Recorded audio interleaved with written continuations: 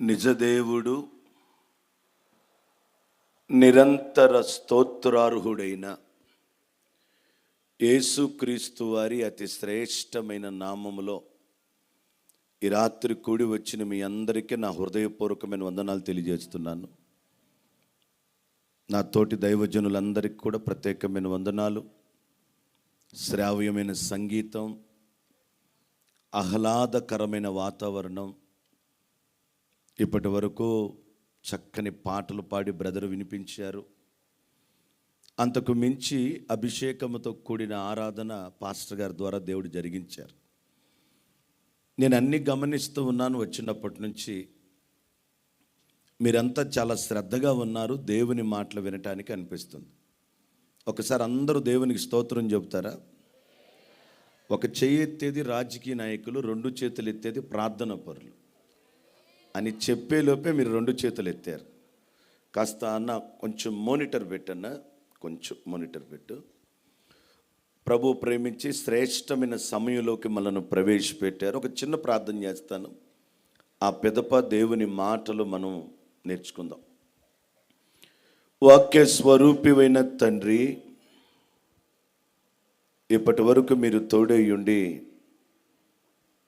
అనేక రీతులుగా మహిమ పొందుతూ వచ్చారు. అద్భుతమైన ఆరాధన జరిగించారు. అల్పులలో అత్యల్పుడైన నేను నీ పక్షాన నిలబడి ఉండగా కొద్ది నిమిషాలు మీ మహిమ కొరకు వాడుకోండి. వాక్యము ధారాళంగా రాకుండా అడ్డుపడే చీకటి శక్తులను బంధించండి. మా మధ్యన మీరు సంచరించి మీకు మహిమ, మాకు ఆధ్యాత్మికమైన మేలు, ఈ ప్రాంతానికి రక్షణ కలుగు చేయమని యేసు నామములో ఈ ప్రార్థన అడుగుచున్నాము తండ్రి. ఆమేన్, ఆమేన్. ఈ ప్రాంతంలో సేవ చేస్తున్న దైవజనులు కనకాచారి పాస్టర్ గారికి, కుటుంబానికి ప్రత్యేకమైన వందనాలు. ఈ పాస్టర్ గారి గురించి నాకు పరిచయం లేకపోయినా నేను ఎంతగానో ప్రేమించే ఆప్తులు, ఆత్మీయులు, దైవజనులు యెహోషువ పాస్టర్ గారు. వారు మీ పాస్టర్ గారి గురించి చాలా మంచి సాక్ష్యం ఇచ్చారు. లోకంలో ఒక నానుడు ఉంది, ఆడదానికి ఆడదే శత్రువు అంటారు చాలామంది. సేవకుడికి సేవకుడే శత్రువు వాస్తవంగా. అలాంటిది ఒక సేవకుడు మరొక సేవకుని గురించి ఘనంగా చెప్పినప్పుడు నేను చాలా సంతోషపడ్డాను. వాస్తవంగా ఈ పూట నాకు ఒక చోట కూటం ఉండే, అది చూసుకొని నేను ఇంకా దూర ప్రాంతం వెళ్ళాల్సింది. నేను ఎంతగానో ప్రేమించి, నన్ను ఎంతగానో ప్రేమించే దైవజనులు యెహోషువ గారు. వారు చెప్పారు, మీరు రావాలి 22వ తేదీ ఇట్లా, ఏ మాత్రం అవకాశం ఉన్న రెండని చెప్పినప్పుడు నేను చాలా సంతోషపడ్డాను మీ మధ్యలోనికి రావటానికి. ఇక్కడ రాగానే ఈ ఆత్మీయమైన వాతావరణం చూసి నా మనసులో ఒక మాట అనుకున్నా, దేవుడు ఈ సేవను ఆశీర్వదించునుగాక. చెట్టునకు మంచులా ఈ సేవకు ప్రభువు తోడేయుండునుగాక. తన సేవకుని నోటి మాట దేవుడు జరిగించునుగాక. ఆమేన్. ఒక మాట కూడా అడుగుతాను, వాక్యాల్లోకి వెళదాం. మీలో దేవుడి బిడ్డలంతా ఒకసారి చేతులెత్తి చూపించండి. ఏమీ లేదు, కాసేపు సెల్ ఫోన్ పక్కన పెట్టి దేవుని మాటలు వింటారని. అందుకు మించి వేరేదేమీ లేదు. క్రిస్మస్లో రకరకాల గిఫ్ట్లు ఇస్తారు. ఏ గిఫ్ట్ అయినా రేపటికి వచ్చే ఏడాదికి పాడైపోతుంది. యేసయ్య ఇచ్చేది అమరమైనది. అది ఎన్నటికి అరిగిపోదు, తరిగిపోదు, పెరుగుతూనే ఉంటుంది. అలా జరుగునుగాక. నేను కూడా ఒక పాట పాడుతాను. పాడదామంటే నాకు ముందే నైసులు చాలా పాటలు పాడేశాడు. తర్వాత అద్భుతమైన ఆరాధన అన్నయ్య జరిగించారు. కానీ నాకు అలవాటు ఉంది పాటలు పాడతాం. నేను ఒక పాట పాడుతాను, మీరు కూడా నాతో కలిసి పాడుతూ చప్పట్లు కొడుతూ దేవుని స్తుతిద్దాం. నేను ఎక్కడైనా గంటే చెప్తాను. ఇప్పటికే 9:30 అయింది కనుక 59 నిమిషాల్లో నా ప్రసంగాన్ని ముగిచ్చేస్తాను. టైం అయిపోయింది కాబట్టి ఎక్కువసేపు చెప్పను. మనందరం కలిసి పాడుతూ దేవుని స్తుతిద్దాం. ఏమి ఊవగలనయ్యా నీ ప్రేమకు, ఏమిచ్చిన నీ రుణము తీర్చలేనయా.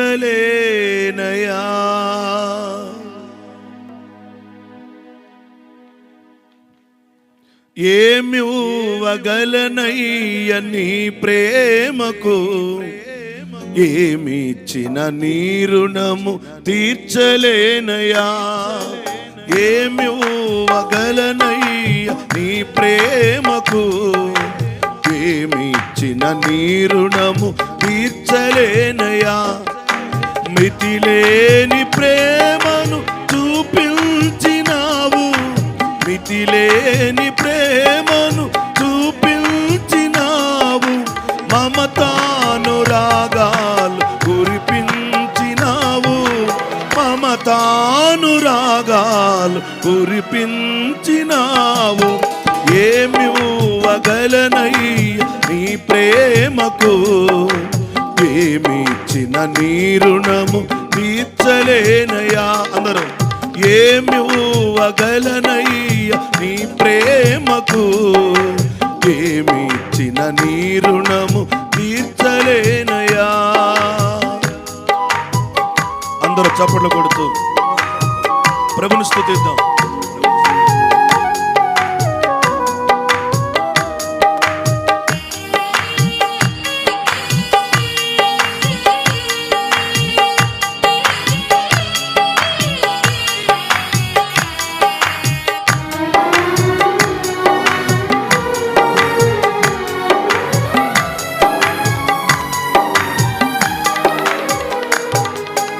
ఇలలోన ఎవ్వరు చూపించలేని విలువైన ప్రేమను చూపించినావు.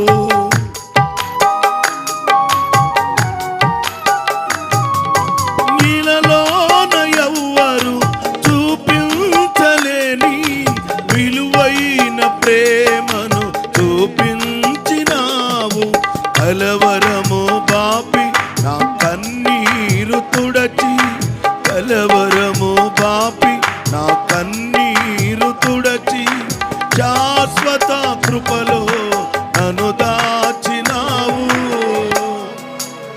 శాశ్వత కృపలో నన్ను దాచినావు.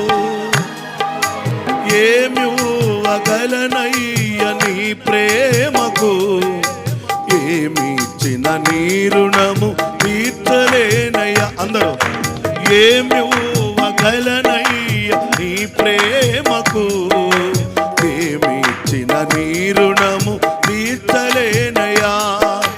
మితిలేని ప్రేమను చూపించినావు, మితిలేని ప్రేమను చూపించినావు. మమతానురాగాలు కురిపించినావు, మమతానురాగాలు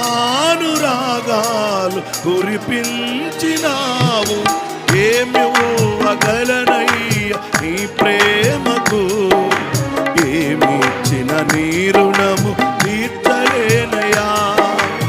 ఏమివ్వగలనయ్య నీ ప్రేమకు, ఏమిచ్చిన నీ రుణము తీర్చలేనయా. దేవునికే మహిమ కలుగునుగాక. పరిశుద్ధ గ్రంథములో నుండి పరమగీతము 2వ అధ్యాయము 3వ వచనాన్ని మనం ధ్యానం చేద్దాం. పరిశుద్ధ గ్రంథములో నుండి పరమగీతము 2వ అధ్యాయము 3వ వచనాన్ని అన్న కదిలి మాటలే పెట్టేసి అట్లా వదిలేసి 2వ అధ్యాయము 3వ వచనంలో చూస్తే ఆ బాబు ఒకసారి సెట్ చేస్తాడు. నువ్వు కదిలి మాట ప్రశాంతంగా చేతులు కట్టుకుని వింటా ఉండు. 2వ అధ్యాయం 3వ వచనం.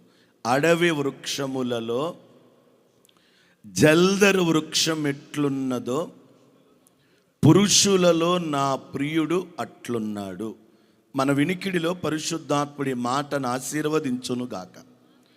ఈ రాత్రి మనము జల్దరు వృక్షాన్ని గురించి ధ్యానం చేయబోతున్నాం. ఒకసారి అనండి అందరూ, జల్దరు వృక్షము అనే అంశాన్ని ధ్యానం చేయబోతున్నాం.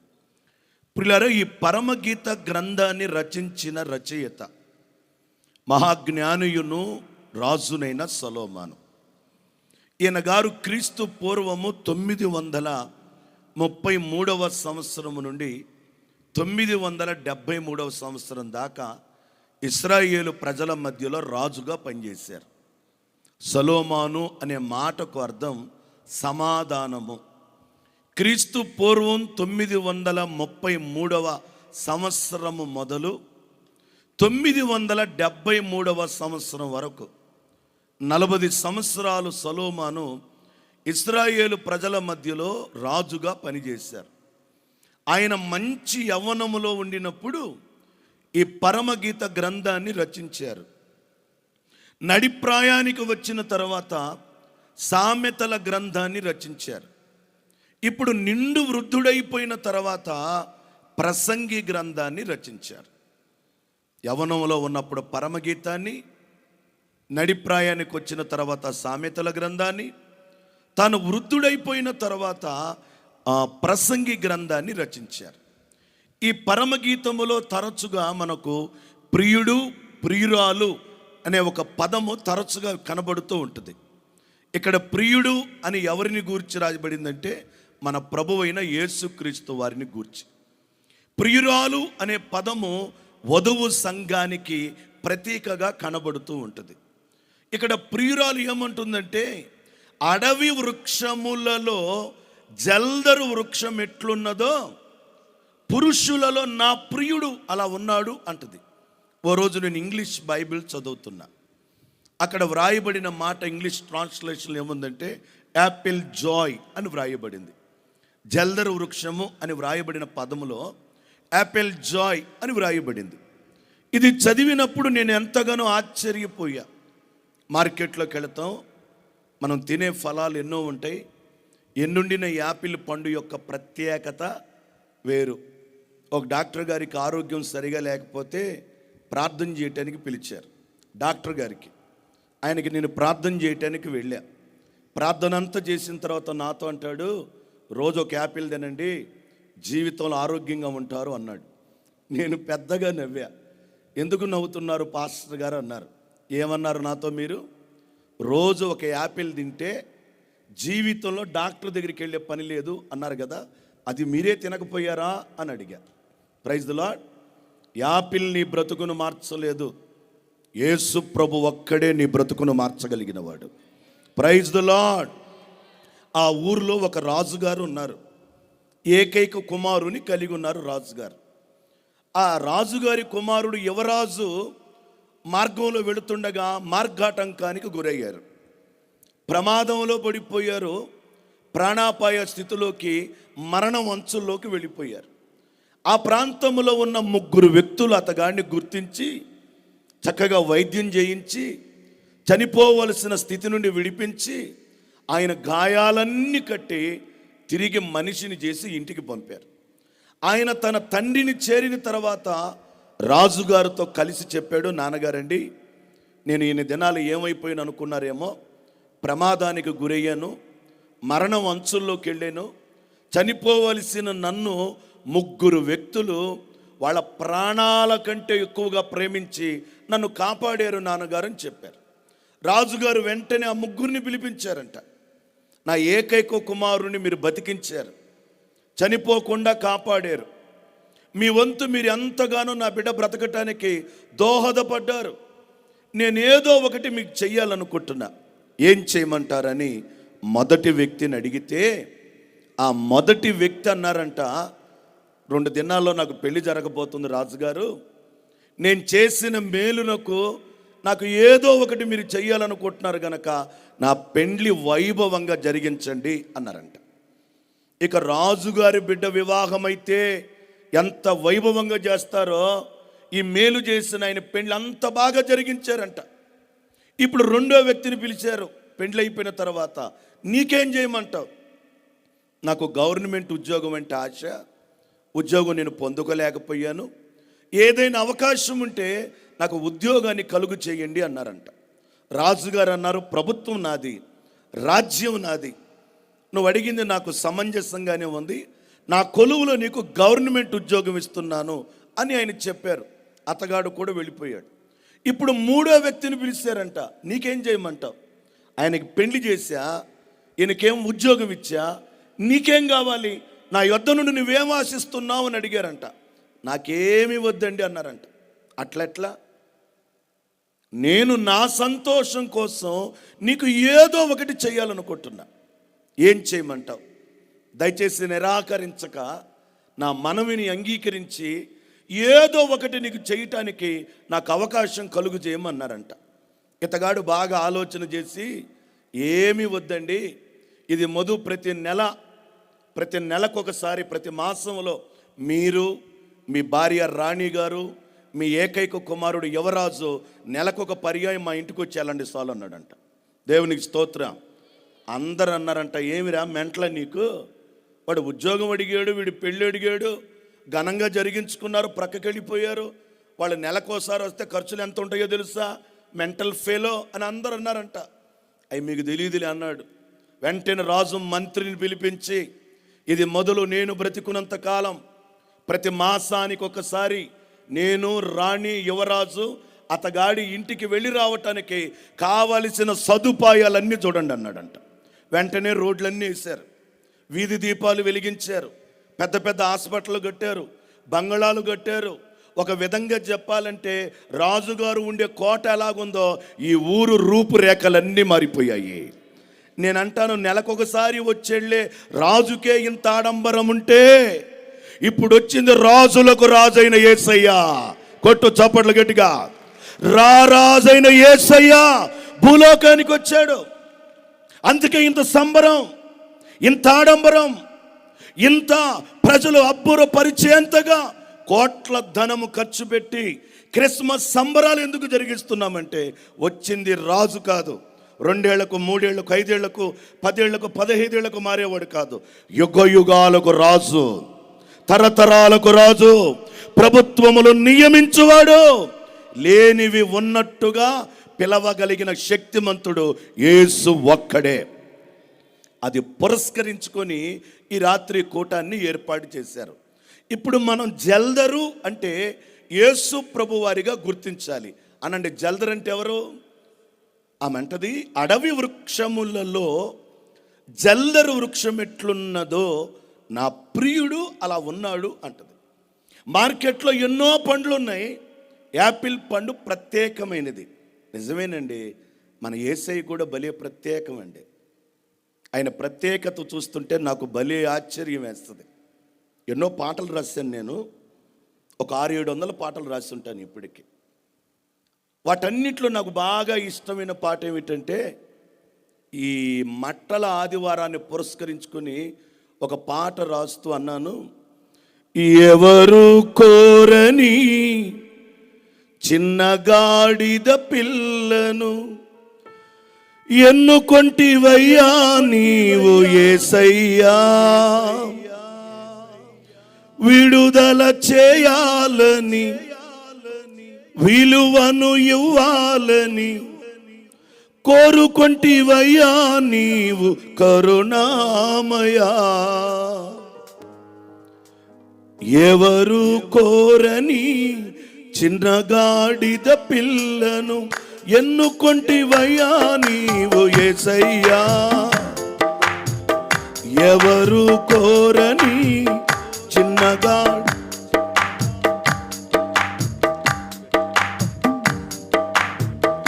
ఎవరు కోరని చిన్నగాడిద పిల్లను ఎన్నుకొంటివయ్యా నీవు యేసయ్యా, విడుదల చేయాలని విలువను ఇవ్వాలని, విడుదల చేయాలని విలువను ఇవ్వాలని కోరుకొంటివయ్యా నీవు కరుణామయా, కోరుకొంటివయ్యా నీవు కరుణామయా. ఎవరు కోరని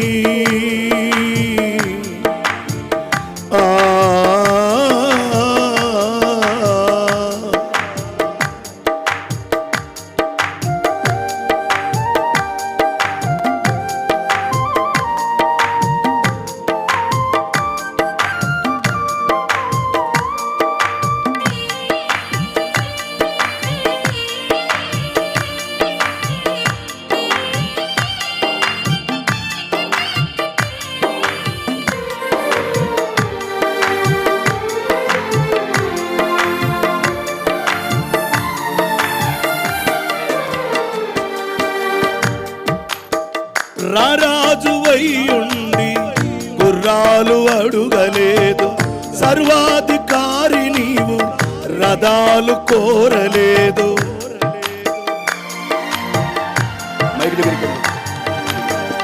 రారాజువై ఉండి గుర్రాలు అడుగలేదు, సర్వాధికారి నీవు రథాలు కోరలేదు. ఏ రాజు కోరని చిన్న గాడిద పిల్లను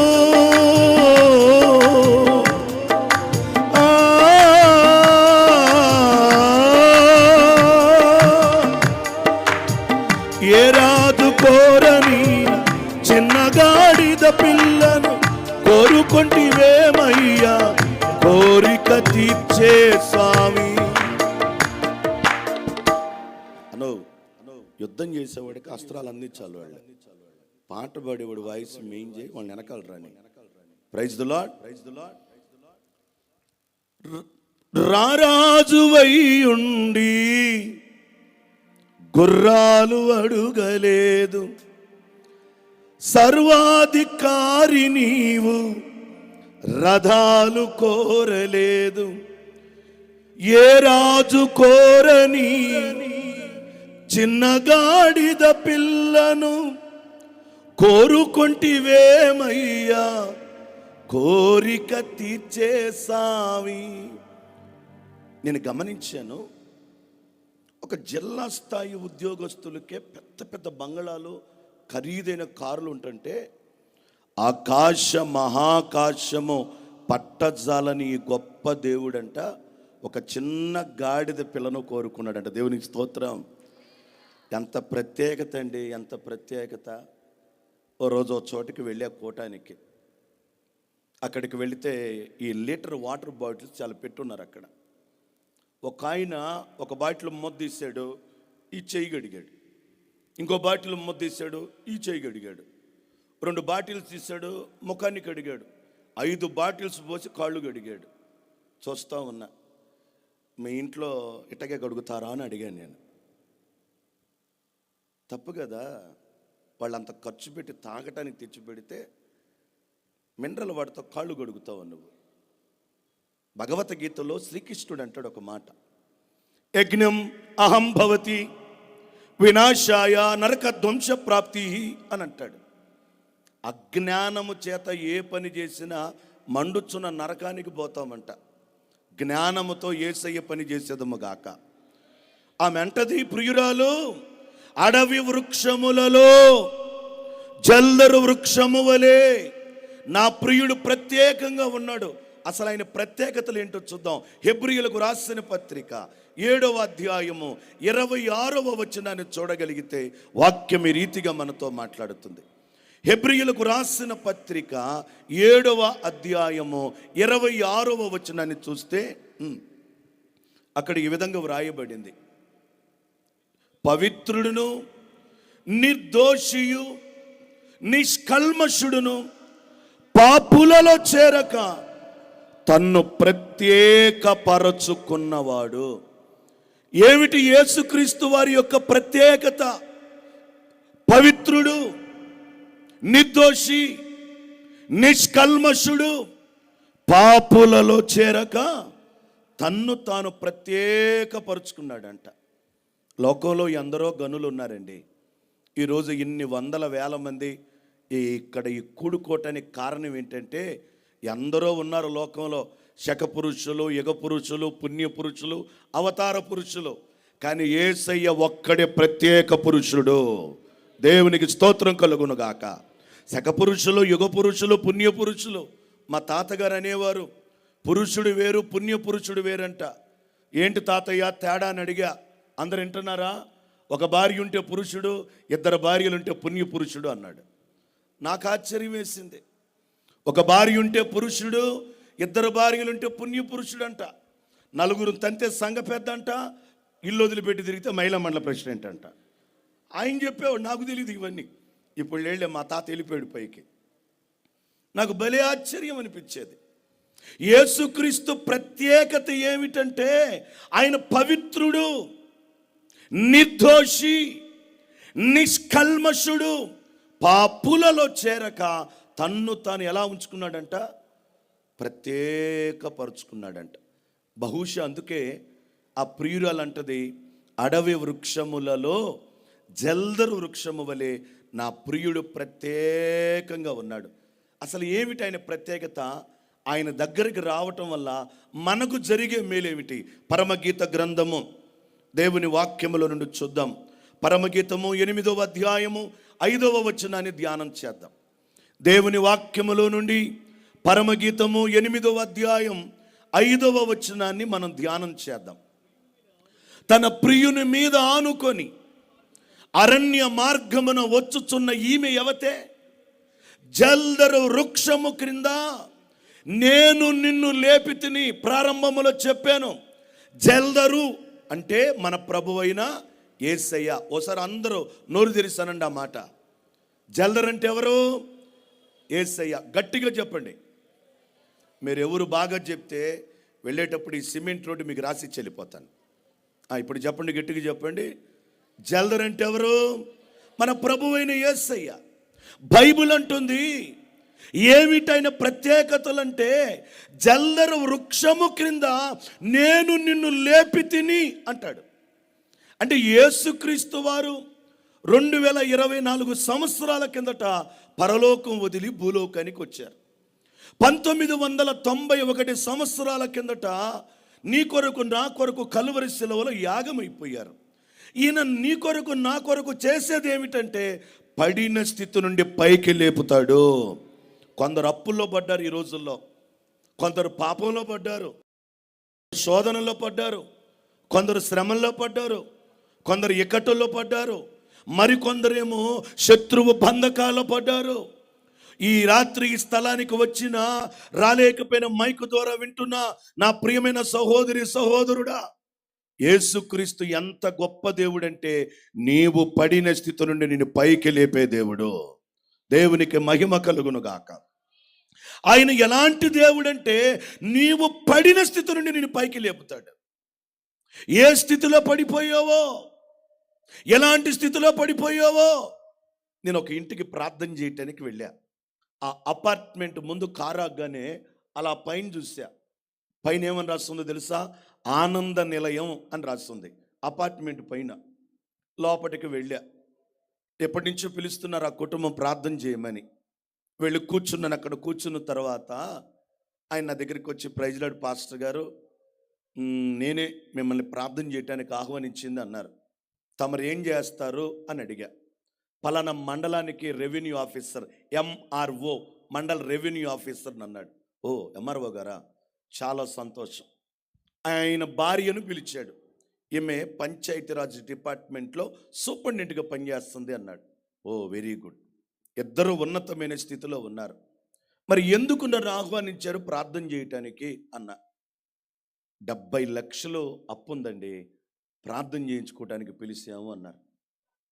ఇద్దరు ఉద్యోగస్తులు, అఫీషియల్గా అన్అఫీషియల్గా ఎంతో కొంత వస్తుంటుంది అని నేను మాట్లాడుతుండగా వాళ్ళ భార్య అంటుంది, పాస్టర్ గారండి అబద్ధాలు ఆడుతున్నాడు ఆయన, 70 లక్షలు అయితే లెక్కలేదండి, 7 కోట్ల అప్పు ఉంది మాకందామా.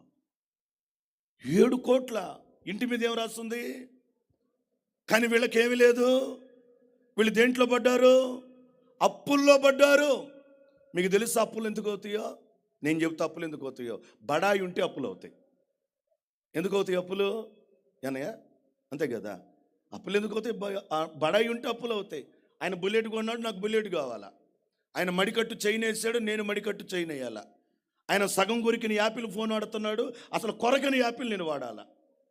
ఈ బడాయితే ఏం చేస్తారు? అప్పులు పాలైపోతూ ఉంటారు. అప్పు లేనివాడు, తప్పు లేనివాడు, కొడితే నొప్పు లేనివాడు ప్రపంచంలో ఎవడు లేడు. ఏంటది?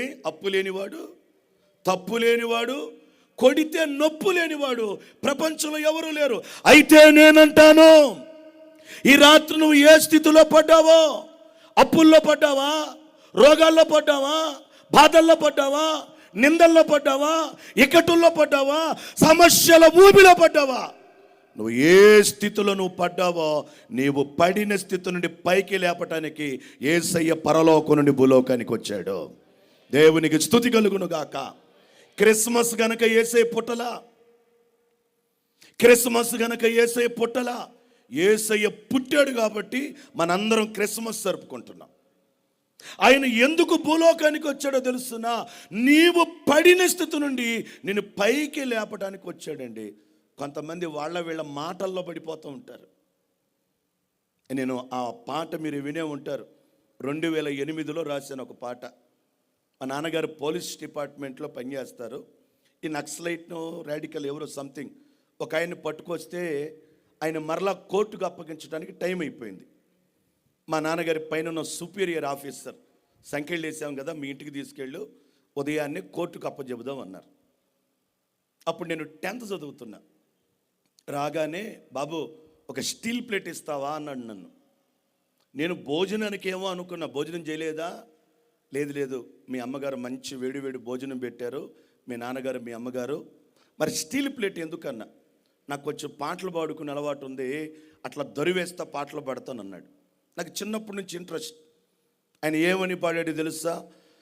నా చిట్టి చేతులు చక్కని రాతలు నేర్వలేదయ్యో అని పాడుతున్నాడు. ఎప్పుడు 96, 97లో విన్నాను ఆ పాట. ఆ తర్వాత 2008లో నా కళ్ళ ముందు ఒక దృశ్యం జరిగింది.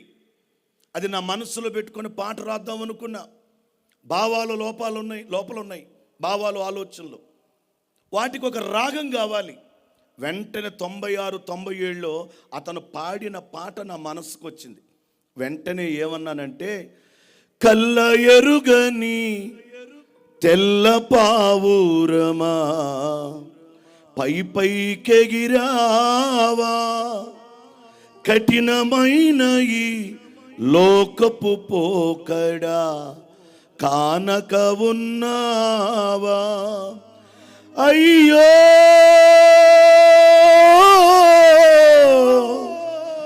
పావురమా,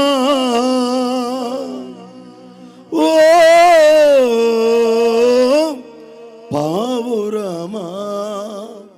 పైన పక్షులు వెళుతూ ఉంటాయి, వేటగాడు చేతి నిండా గింజలు పట్టుకుంటాడు. ఆ పక్షులు సమూహంగా వెళుతున్నప్పుడు గమనించి దగ్గరకు రాగానే చేతిలో ఉన్న గింజలన్నీ ఇసిరేస్తాడు. ఆకలితో మకమకలాడుతున్న పక్షులు అనుకుంటాయి నా ఆకలి తీర్చడానికి దేవుడే చల్లిన పక్షులని. అమాంతంగా రావటం, వాలటం, పొడుచుకొని తింటా ఉంటాయి. ఈలోగా వేటగాడు ఏం చేస్తాడు? అదును చూసి చేతిలో ఉన్న వల విసురుతాడు. ఆ వలలో చిక్కుకున్న పక్షులు ఎగరకుండా చేసే మొదటి పని మెడలు ఇరిచేస్తాడు, పేగులు ఒలిచేస్తాడు. అన్నిటిని కలుపుతో ఒక పొల్ల పొడిసి నిప్పుల్లో పెట్టి కాల్చుకొని తినేస్తాడు. అది వేటగాడు చేసే పని.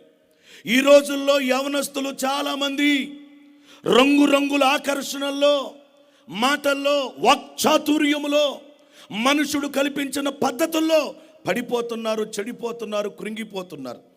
వాళ్ళను దృష్టిలో పెట్టుకొని రంగురంగుల ఆకర్షణలే విత్తనాలయ్యేనా, రాకాసి మూకల స్నేహాలు నీకు ఉరులుగా మారేనా, రంగురంగుల ఆకర్షణలే విత్తనాలయ్యేనా, రాకాసి మూకల స్నేహాలు నీకు ఉరులుగా మారేనా, ఆకలి తీర్చగా చల్లిన నూకలు కావే చెల్లెమ్మ, ఆశతో వెళ్ళి వాలితే నీకు ఉరులే చెరలమ్మ, గుండెలో గుచ్చి మంటలో కాల్చే మాయే ప్రేమమ్మ, యవ్వన కాలపు కామపు చేష్టలు ప్రేమనుకోకమ్మా, రంగురంగుల ఆకర్షణలే విత్తనాలయ్యేనా, రాకాసి మూకల స్నేహాలే నీకు ఉరులుగా మారేనా, ఆకలి తీర్చగా చల్లిన నూకలు కావే చెల్లెమ్మా, ఆశతో వెళ్ళి వాలితే నీకు ఉరులే చెరలమ్మా, గుండెలో గుచ్చి మంటలో కాల్చే మాయే ప్రేమమ్మా, యవ్వన కాలపు కామపు చేష్టలు ప్రేమను కోకమ్మా అని అంటూ, నిన్ను చూడక ఉండలేనని మాటలు విన్నావా, నీవు లేకపోతే బ్రతుకలేనని రాతలు చదివావా, నిన్ను చూడక ఉండలేనని. Praise the Lord. Thank you.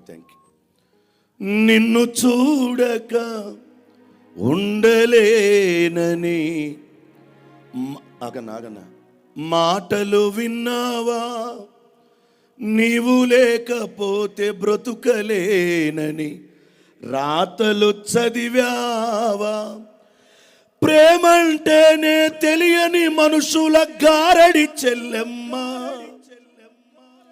ప్రేమ పేరుతో మోసపోతే అది ఆరడి బ్రతుకమ్మా, నీతి మాలిన మనుషుల ప్రేమలు నిజమనుకోకమ్మా, ఎండమావిలో ఎన్నడు దాహం తీరద చెల్లెమ్మా. ఈ రోజున చాలామంది ఉత్తరాలు రాస్తుంటారు, మెసేజ్లు పెడుతూ ఉంటారు. నువ్వంటే ఇష్టం, నువ్వు లేకపోతే కష్టం, నన్ను వదిలిపెడితే వచ్చేది నష్టం, కవిత్వాలు రాస్తూ ఉంటారు. ప్రేమనగర్లో నాగేశ్వరరావు రాసినట్టు. మనం దేవుని బిడ్డలం, గమనించుకోవాలి కాస్త. మన ప్రభు అయిన యేసుక్రీస్తు ఎలాంటి దేవుడు అంటే, పడిన స్థితి నుండి పైకి లేపే దేవుడు, పైకి లేపే దేవుడు. నా ప్రియమైన సహోదరి సహోదరుడా, ఈ రాత్రి స్థలానికి వచ్చిన నీవు ఏ స్థితిలో పడ్డావో నువ్వు విశ్వసిస్తే, నీకోసమే యేసయ్య భూలోకానికి వచ్చాడు క్రిస్మస్ సందర్భంగా. నీవు పడిన స్థితి నుండి యేసయ్య నిన్ను పైకి లేపబోతున్నాడు. పైకి లేపబడును గాక, కృప కలుగును గాక. ఎవరు యేసయ్య? ఏమిటి క్రిస్మస్ యొక్క ఉద్దేశం అంటే, నీవు పడిన స్థితి నుండి నిన్ను పైకి లేపటమే. బ్రదర్ భక్త సింగ్ గారు ఒక మాట అంటారు, if there is no cross everything is grass అంటాడు. సిలువ లేనిదే ఏదైనా గడ్డితో సమానం అంట. నేను ఎందుకే ఏ పాట రాసినా వర్తమానం చెప్పినా సిలువ దగ్గరికి వెళ్లకుండా నా వర్తమానాన్ని ముగించిన. ఈ లోకంలో రంగురంగుల ఆకర్షణలు పడిపోతున్నారంటూ, నిన్ను చూడక ఉండలేననే మాటలు విన్నావా అని రాస్తూ ఆఖరిలో అన్నాను, నీ కొరకే తన ప్రాణం పెట్టిన ప్రేమను చూడమ్మా, నిన్ను చూడక ఉండలేని ఆ ప్రేమ నిజమమ్మా. అందరూ నిన్ను మరచిన గాని మరువని స్నేహితుడే,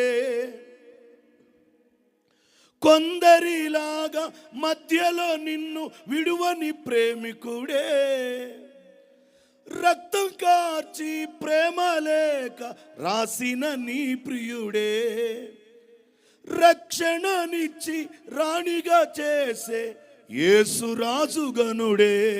చప్పట్లు కొడదాం ఆ ప్రేమకే, పడదామన్నా. నీ కొరకే తన ప్రాణం పెట్టిన ప్రేమను చూడమ్మా, నీ కొరకే తన ప్రాణం పెట్టిన ప్రేమను చూడమ్మా, నిన్ను చూడక ఉండలేని ప్రేమే నిజమమ్మా, నీ కొరకే తన ప్రాణం పెట్టిన ప్రేమను చూడమ్మా, నిన్ను చూడక ఉండలేని ప్రేమే నిజమమ్మా. అందరూ నిన్ను మరచిన గాని మరువని స్నేహితుడే, కొందరిలాగా మధ్యలో నిన్ను విడువని ప్రేమికుడే, రక్తం కార్చి ప్రేమ లేక నీకు రాసిన నీ ప్రియుడే, రక్షణనిచ్చి రాణిగా చేసే యేసు రాజుగనుడే. ఆ యేసయ్య ప్రేమకు గట్టిగా చప్పట్లు కొడదాం. కొట్టేది ఎట్ట కొడుతున్నావు? గట్టి కొట్టు, చచ్చు దెబ్బలు కొట్టమాక.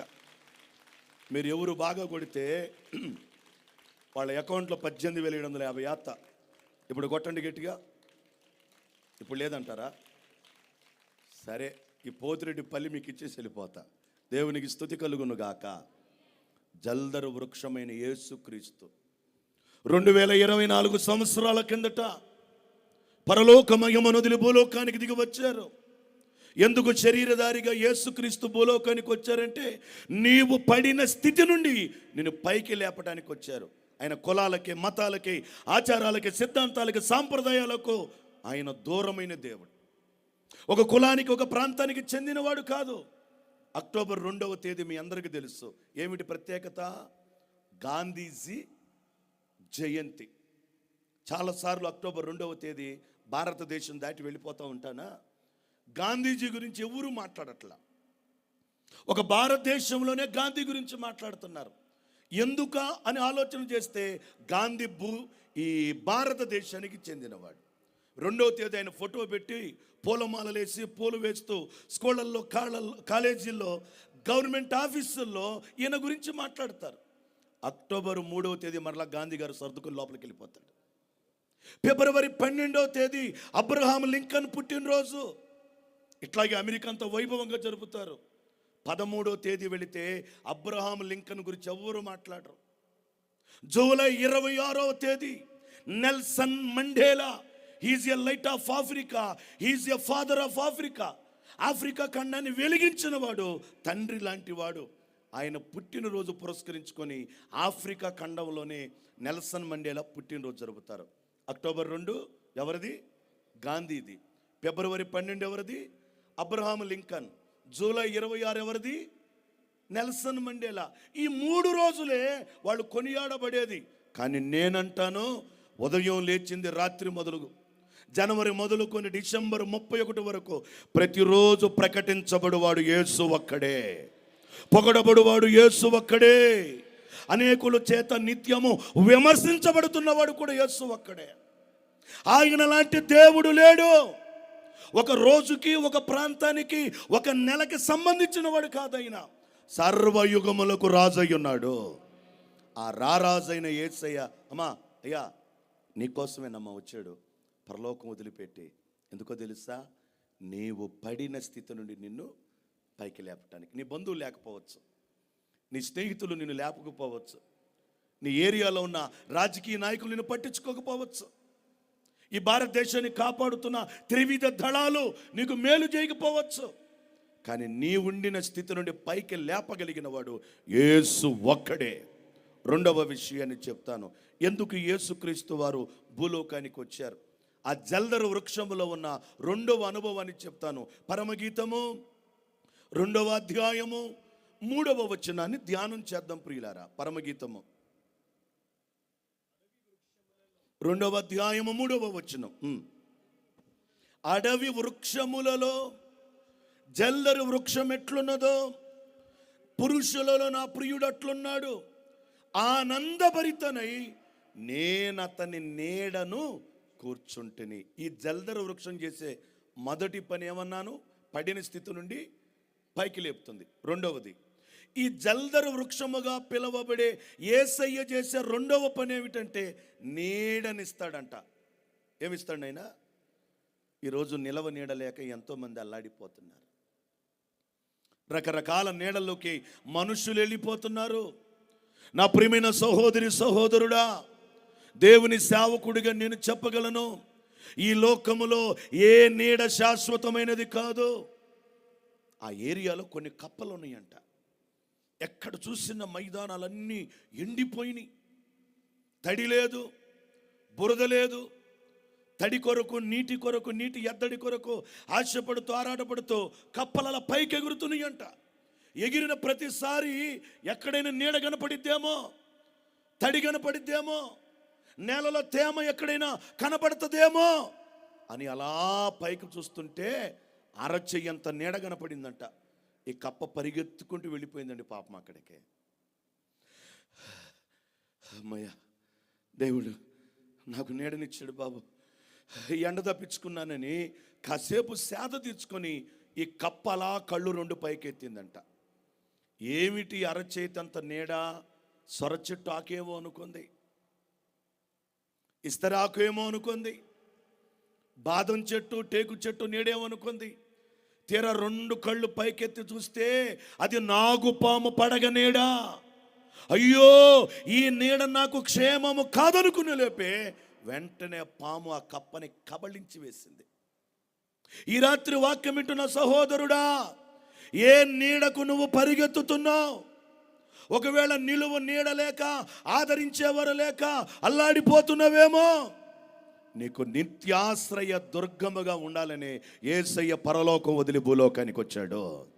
శాశ్వతమైన నీడనివ్వాలని 91వ కీర్తన ప్రారంభ వచనములో బైబిల్ అంటుంది, మహోన్నతుని చాటున నివసించువాడే సర్వశక్తుని నీడను విశ్రమించువాడు.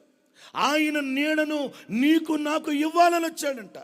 భర్త కాని భర్త నీడ శాశ్వతం కాదండి. భార్య కాని భార్య నీడ శాశ్వతం కాదండి. ప్రభుత్వాల నీడ, రాజకీయాల నీడ అది శాశ్వతమైనది కాదు. నీకు నాకు నిజమైన నీడ, నిత్యమైన నీడగా ఉండాలని యేసయ్య పరలోక వదిలి భూలోకానికి వచ్చాడు. ఈ రోజుల్లో చాలామంది తమ కొరకు ఎంచుకున్న నీడను బట్టి నష్టపోతున్న వారు ఉన్నారు, నెమ్మది లేని వారు ఉన్నారు. ఈ రాత్రి వాక్యం వింటున్న నా ప్రియమైన సహోదరి సహోదరుడా, ఏ నీడలోకి నువ్వు పరిగెత్తుతున్నావో ఓసారి నువ్వు ఆలోచన చేసుకో, నిన్ను నీవు స్వపరిశీలన చేసుకో. ఈ లోకములో ఏ నీడ నమ్మదగినది కాదు, ఏ నీడ నిజమైనది కాదు. లోకములో ఉన్న నీడలు నీకు నెమ్మది ఇవ్వలేవు. ఆ ప్రియురాలంటది, అడవి వృక్షములలో జల్దరు వృక్షములు నా ప్రియుడు కనబడుతున్నాడు. ఏమిటి జల్దరు పండు అంటే? యేసయ్య. యేసయ్యలో ఉన్న ప్రత్యేకత ఏమిటంటే, ఒకటి, నువ్వు పడిన స్థితి నుండి నిన్ను పైకి లేపుతాడు. రెండవది, ఆయనలో ఉన్న ప్రత్యేకత ఏమిటంటే నీకు నాకు నీడనిస్తాడు.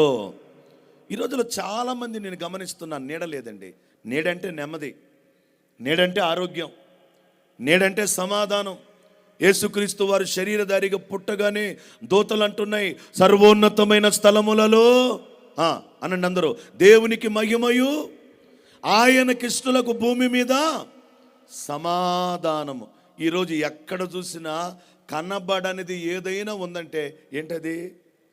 ఒక మాట అడగనా మిమ్మల్ని, మీలో అత్త కోడలు ఎవరైనా పక్క పక్కన కూర్చోడు, చేతులు ఎత్తి చూపించండి నాకు. వాళ్ళ వైపు ఒక కెమెరా తిప్పండి తమ్ముళ్ళరా. అత్త కోడ, మేనత్త కాదమ్మ. నిజమైన అత్త మేనత్త ఎందుకు కూర్చోదో? గోరు ముద్దలు పెట్టి పెంచింది. 2 జతల వాళ్ళు చేతులు పైకి ఎత్తారండి.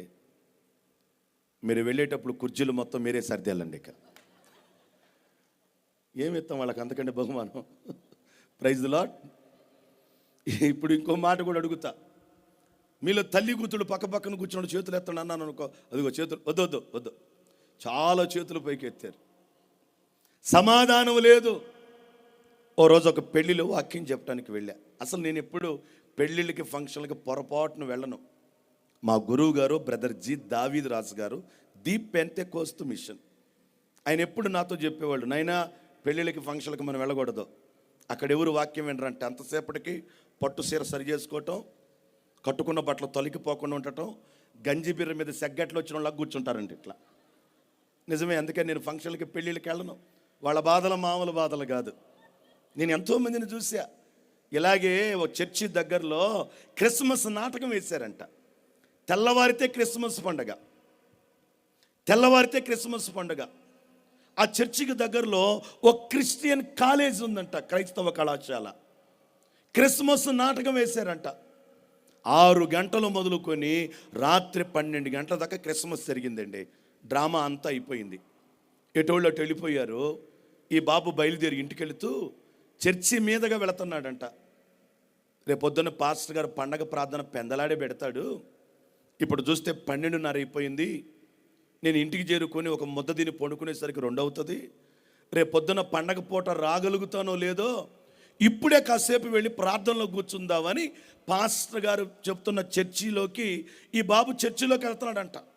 ఆ పూట పాస్టర్ గారు, మీరు బాగా వినాలి, మనం ఇట్టుండాలా అట్టుండాలా అని పాస్టర్ గారు దంచి దంచి ప్రసంగాలు చేస్తున్నాడంట. కొంతమంది విమర్శలు చేసేవాళ్ళు ఉంటారుగా, ఏంది ఈరోజు పాస్టర్ గారు భలే స్పీడ్గా ఉన్నాడు, భలే హుషారుగా ఉన్నాడు. మాకేం హుషారు లేదండి. ఎప్పుడు రానోళ్ళు మీరు అందరం మా కళ్ళకు కనపడితే మాకు అదే హుషారు. Praise the Lord. మాకు వేరేది ఏమి ఉండదు. మేము బ్యాలెన్స్గా పోతుంటాం సేవకులం. మాకెప్పుడు హుషారు సంతోషం అంటే ఈ సభకు మీరంతా వచ్చారు చూడు, అప్పుడు కనకాచారి పాస్టర్ గారికి సంతోషం. ఎవరు లేకుండా ఈ సంగీతం అన్నోళ్ళు, మైక్ అన్నోళ్ళు, వీడియో అన్నోళ్ళు, ఆ అన్నయ్య నేను కూర్చొని సంతోషం ఉంటుందా? మీరందరం చూస్తే ఆనందం. ఇక జనమంతా వస్తే పాస్టర్ గారు దంచి దంచి ప్రసంగాలు చేస్తున్నాడంట. అందరూ భలే చెప్తున్నాడు అనుకున్నారు. ఈలోగా అమ్మో దయ్యం అన్నాడంట పాస్టర్ గారు. కిటికీ నుంచి దూరి పారిపోయాడంట. ఎటోళ్ళడు పారిపోయారంట. ఆ చర్చిలో మా అక్కయ్య ఒక ఆమె కూర్చుంది. అలా అంటావా, ఎంతలా ఉంది, తిని తిని మెడకాయ తలకాయ ఒకటైంది, కదలట్లా ఇట్లా తిని తిని మెడకాయ తలకాయ ఒకటి అయిపోయింది. అందరు వెళ్ళిపోతుంటే ఏమగొడట్టలేసి నడవలేక కిటికీలోకి వెళితే తలకాయ పడుతుంది కానీ మనిషి పట్టట్లా. అప్పటికప్పుడు ఎవరు చెక్కుతారు? ఉలి బాడిసి తీసుకొని పాప ఎంత ప్రయత్నించినా తలకాయ పడుతుంది కానీ మనిషి పట్టట్లా. మీ అందరికి డౌట్ రావాలి, అసలు దెయ్యం ఏంటి, అందరు పారిపోవడం ఏంటి అన్నారా? ఆ డ్రామాలో మరియమ్మ వేషం వేసినామా మరియమ్మ వేషం ఇంటికి వెళ్ళిపోయిందంట. గొల్లల వేషం వేసిన వాళ్ళు గొల్లల వేషంలో ఇంటికి వెళ్ళిపోయారంట. జ్ఞానులు వేషంలో వెళ్ళారని వీడు సైతాను వేషంలో వెళ్ళాడంట. డ్రామాలో వీడు సాతాను అనమాట. ఈ సాతానుడు సాతాన్లాగే వెళ్ళాడు చర్చిలోకి. ఎటోళ్ళడు బారిపోయారు. పాప అందరూ బారిపోతే మా అక్కయ్య ఉందే, ఖాళీ కూర్చొని తిన్న మా అక్కయ్య మెడకాయ తలకాయ కదలకుండా అటు దూరుతుంది. ఈ దయ్యం లోపలికి వస్తుంది. ఏం చేయాలో అర్థం కాల. చూసి అందంట, అయ్యా నేను నీ బిడ్డనే అందంట. దయ్యం ఆగల, ఏమేం పట్టట్లా, ముందుకు వస్తానే ఉంది. ఏం చెప్పాలా? ప్రార్థనకు వచ్చాను అనుకున్నావా? 10,000 రూపాయల పట్టు చీర చూపిద్దామని వచ్చాను అందంట. దెయ్యం ఆగలా, ఏమేం దొరట్లా, వస్తానే ఉన్నాడు. ఏం చెప్పాలా అర్థం కాక ఇప్పుడున్నాడు మా ఆయన కాదందంట. అనగాని దెయ్యం అట్ట ఆగిపోయిందంట. తేరా చూస్తే మొఖానుకున్న దెయ్యం మాస్క్ తీశాడు. వాడు ఎవడో కదా, ఆమె పెద్ద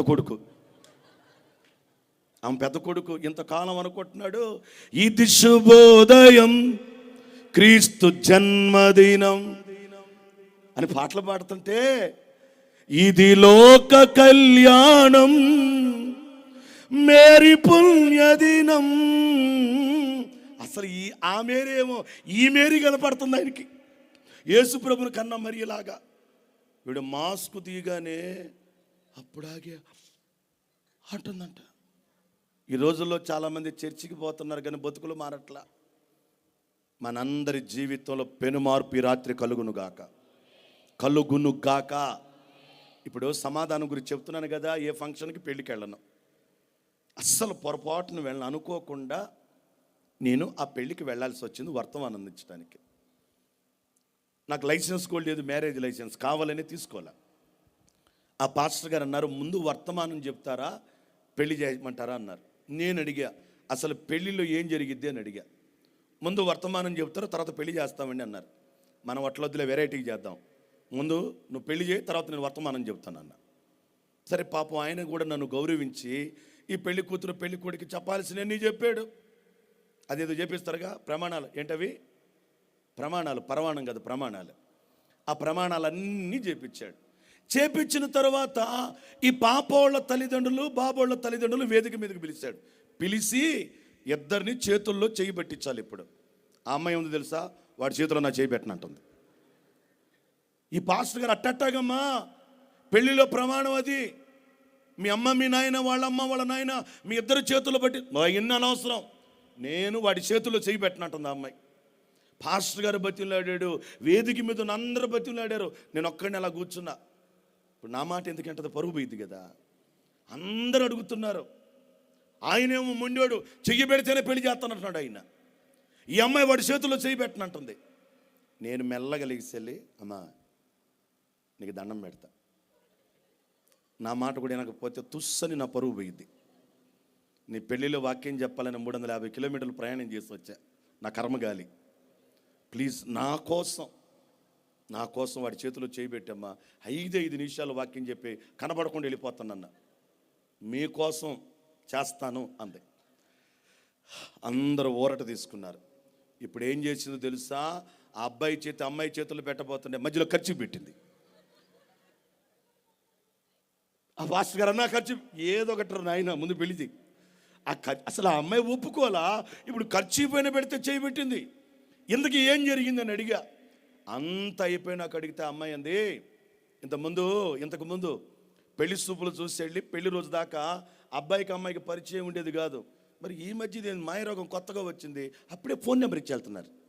ఎక్కడ వాట్ ఆర్ డూయింగ్? తెలుగులో చెప్పాలంటే ప్రతి ఒక్కడి చేతిలో సెల్లు, మాట్లాడుతున్నారు సొల్లు. ఇప్పుడు జరుగుతుంది అదే సొల్లు. ఆ మాటల వరవడిలో ఏదో ఆ అమ్మాయిని అనకూడని మాట అన్నాడంట. చిత్రం తెలుసా, ఆ ఇద్దరు పక్క పక్కన కూర్చొని నేను తిన్నవాడితో అంటుందంట. మళ్ళా ఇక ఆ పాస్టర్ గారు అన్న, నీకు దండం బాబు, నేను ఆమెను చెవులో బతిలో ఆడుకున్నా, పాస్టర్గా నా మాట ఏం లేదు, అమ్మ నా పరువు పోయిద్ది, మీ అందరు చెప్పిన ఏం లేదు, ప్లీజ్ అమ్మా 350 కిలోమీటర్లు వచ్చానమ్మా నీ కోసం అంటే, అప్పుడు నా మాట వింది, ఖర్చీఫైన అడ్డం పెట్టి పెళ్లి చేసుకుంది. ఇక ఆ తర్వాత మీ సావు మీరు చావండి అన్న. సమాధానం లేదు. యేసుక్రీస్తు వారు 2024 సంవత్సరాల కిందట పరలోక సౌధమును విడిచి భూలోకానికి రావటానికి కారణం ఏమిటంటే, సమాధానము లేని ఈ విశ్వమును సమాధానముతో నింపడానికి యేసయ్య వచ్చాడు. జల్లరు వృక్షములో ఉన్న రెండవ అనుభవం, ఆయన నీకు నాకేమిస్తాడంట, నీడనిస్తాడు. అనండి, ఏమిస్తాడు? ఆ నీడలో ఏముంటుంది? సమాధానం ఉంటుంది. ఆ నీడలో ఏముంటుంది? ఆరోగ్యం ఉంటుంది. యేసయ్య ఇచ్చే నీడలో ఏముంటుంది? మనశ్శాంతి ఉంటుంది. యేసయ్య ఇచ్చే నీడలో ఏముంటుంది? బ్రతుకులో నెమ్మది ఉంటుంది. యేసయ్య ఇచ్చే దాంట్లో ఏముంటుంది? నీ ప్రతి ప్రశ్నకు సమాధానం ఉంటుంది. అలా జరుగునుగాక. ఒకవేళ ఈ స్థలానికి రాలేక దూర స్థలాల్లో ఉండి చీకటిలో గడుపుతూ మిద్దెల మీద ఉండి ఏకాంతంగా వాక్యం వింటున్నావేమో, నా బ్రతుకులో నెమ్మది లేదు, సమాధానం లేదు, నన్ను ఆదరించేవారు లేరు, నన్ను ప్రేమించేవారు లేరు అంటున్నావేమో. అమ్మా, నీ కోసమే నీకు నీడనివ్వాలనే యేసు ప్రభుల వారు పరలోకాన్ని వదిలి నీడగా ఉండటానికి వచ్చాడు. దేవునికి మహిమ కలుగునుగాక. దేవునికి మహిమ కలుగునుగాక. మూడవ విషయాన్ని కూడా మీతో చెప్తాను. జల్లరు వృక్షములో ఉన్న మూడవ లక్షణాన్ని చెప్తాను. పరమగీతము 2వ అధ్యాయము 3వ వచనం దేవుని వాక్యములో నుండి. పరమగీతము 2వ అధ్యాయము 3వ వచనం చదువునైనా. అడవి వృక్షములలో జల్దరు వృక్షం ఎట్లున్నదో పురుషులలో నా ప్రియుడు అట్లున్నాడు, ఆనందభరితనై. అనండి అందరూ. జల్దరు వృక్షములో ఉన్న 3వ అనుభవం ఏమిటంటే ఆనందము లేదా సంతోషము. రెండు ఒకటే. ఆనందము, సంతోషము నీకు నాకు ఇవ్వాలని యేసయ్య భూలోకానికి వచ్చాడంట. నేను అడిగిన మీ అందరిని ఒక మాట, ఆనందం సంతోషం ఏమిస్తే వస్తుంది? కరోనా టైంలో శానిటైజర్ ఇస్తే వచ్చింది, ఫేస్ మాస్క్ ఇస్తే వచ్చింది. ఇంకా ఏదైనా ఆనందం కావాలంటే కొంతమందికి అండి బట్టల్లో ఆనందం.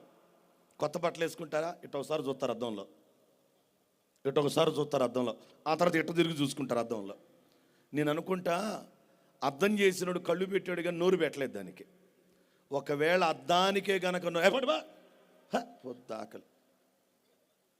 కొంతమందికి కొత్త బట్టల్లో భలే సంతోషం, ఆనందం అండి. అది ఎంతసేపు?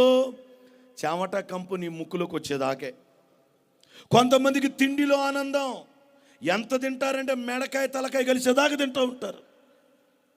తిండిలో ఆనందం, సంతోషం. కొంతమందికి బట్టల్లో, బంగారంలో, బండ్లలో, ఇళ్లలో, స్థలాలలో, పొలాలలో, రకరకాల వాటిలో సంతోషాన్ని, ఆనందాన్ని వెతుక్కుంటూ ఉంటారు. నా ప్రియమైన దేవుని బిడ్డలారా, యేసుక్రీస్తు వారు పరలోకం వదిలి భూలోకానికి ఎందుకు వచ్చాడో తెలుసా? నీవు నేను మన కొరకు ఎంచుకున్న ఈ ఆనందం శాశ్వతమైనది కాదని, నిత్యమైన సంతోషం ఆయనే మనకివ్వాలని పరలోకం నుండి వచ్చాడు. దేవునికి మహిమ కలుగునుగాక. ఇంతకు ఆనందం ఎక్కడుంటుంది? కీర్తనల గ్రంథం 16:11 అనుకుంటా. ఏముంది నాయన అక్కడ? కీర్తన గ్రంథము 16వ అధ్యాయము 11వ వచనములో, జీవ మార్గము నీవు నాకు తెలియజేసితివి, నీ సన్నిధిలో, అమ్మా వింటున్నావు ఈ మాట? సహోదరి సహోదరుడా, నీ కులం ఏదైనా, నీ మతం ఏదైనా, నువ్వు ఏ దేవుని ఆరాధికుడివైనా, దేవుని పనివాడిగా, సేవకుడిగా ఈ సభపక్షంగా నీకు నేను తెలియజేస్తా ఉన్నాను, యేసయ్య సంపూర్ణమైన సంతోషం ఇచ్చే దేవుడు. ఇల్లుండి సంతోషం లేని వాళ్ళు ఉన్నారండి. కోట్ల ధనం ఉండి సంతోషం లేని వాళ్ళు ఉన్నారండి. ఓ ఇంటికి వెళ్ళి ప్రార్థన చేయటానికి ఆ ఇంట్లో ఇటుక బిళ్ళలు పేర్చినట్టు పేర్చారు బంగారం బిస్కెట్లు. నన్ను తీసుకెళ్ళిన అతగాడిని అడిగా, ఏం చేస్తారు ఈయన? అనే ఈయన బంగారం బిస్కెట్లు వ్యాపారం చేస్తారు. చాలా ఉన్నాయే, కోట్లలో టర్న్ ఓవర్ అన్నయ్య అన్నాడు. నేను ఆ ఇంట్లో వెళ్ళగానే చూసా, పెద్ద పెద్ద రాజకీయ నాయకులతో, పెద్ద పెద్ద వ్యాపారవేత్తలతో ఫోటోలు ఉన్నాయి. హిందువులైతే కనబడగానే నమస్కారం అంటారు. ముస్లిమ్స్ ఏం చేస్తారు? సలాం లేకుం అంటారు. క్రైస్తవులు ఏమంటారు? ప్రైజ్ లార్డ్ అంటారు, లేకపోతే వందనాలు. నేను సేవకు వచ్చిన కొత్తలో ఇదిగో అందరు ఇట్ట అనేవాళ్ళు. ఏంది ఈ మధ్య అందరు ఇట్ట అంటున్నారు?